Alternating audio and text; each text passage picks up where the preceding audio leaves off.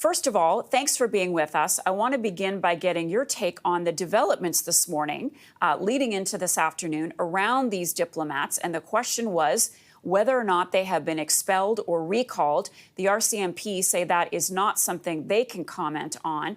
What do you make of where we are with this? Well, since September 18th, I would say this is the second severest blow to India-Canada relations. So this is a bombshell, this morning news. And, for me, when I caught up with the news, it was India first really talking about withdrawing its diplomats, High Commissioner as well as other diplomats, and then followed by the Canadian news. So it's, I'm kind of along with you. I've been also listening to the RCMP press conference. It was a bit disappointing because there were absolutely no specifics given with regard to Indian diplomats, connection to either Nijar killing or what they call extortion, intimidation,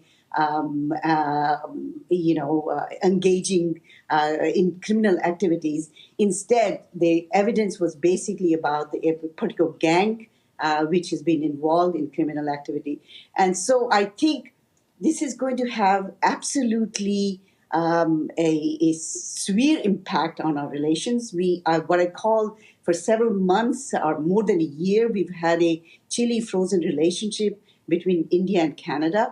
I think it's going to become an openly belligerent relationship till any particular specifics are provided with regard to Indian agents or diplomats' connection to all these activities which RCMP outlined. We are going to see India's denial. India has already talked about that they are going to move towards some retaliatory steps. They've given openly a threat saying that we could now engage in retaliatory steps. And most of all, within our own society, diasporic community, the pro-Khalistani groups are going to feel emboldened, saying that their claims were right. And so I just see a huge kind of not so happy relationship. It's even gone beyond not so happy. Is now in the territory of what I call belligerence. Belligerence. So are you saying then that this news conference contributed to or will contribute to the fraying of this diplomatic relationship between the two countries, even before we learned earlier today that the High Commissioner was considered a person of interest by Canada? Is that what you're telling us today? Yeah, I think you are reading my words right. I think the morning news was that the Canadian High Commissioner had spoken with the Indian Ministry of External Affairs and said that we have provided them, Indian government, with what he called irrefutable evidence. And similarly, the news came out from Canada too. And of course, that led to the denial and also India talking about. And I was just expecting some specifics to come out of the RCMP because it is playing into India's hands by not talking about any kind of, at this point, credible evidence connecting the Indian diplomatic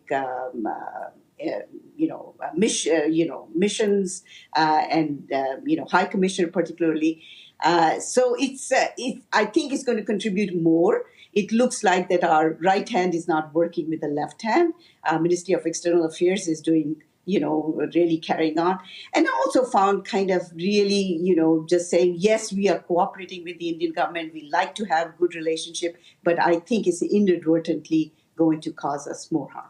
Right, and we don't know, and I'm just going to reiterate what we reported off the top. According to the RCMP, we don't know whether or not the diplomats are still in this country. I'm going to ask you for one last quick answer, please.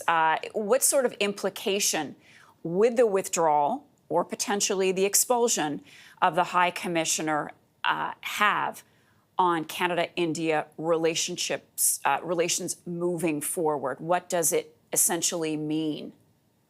it means that little steps which we had been taking for over the year, kind of private talks between the Ministry of External Affairs here and Ministry of External Affairs in India, sideline talks by by Melanie Joly and Jai Shankar in India. And even the recent handshaking between Mr. Modi and Prime Minister Trudeau at the Shanghai Cooperation Organization. All that stuff is not at that one, but on the ASEAN conference. It's all going to disappear. So that's going to have an impact. We'll also have to see whether the economic and trade relationships, which have been continuing despite the political problems, whether they are going to get affected. I think that had been, kind of one of the positive things which had been going on between India and Canada, that our trade was just doing fine. Our pension funds were surviving in India. So we'll have to see whether that will have an impact.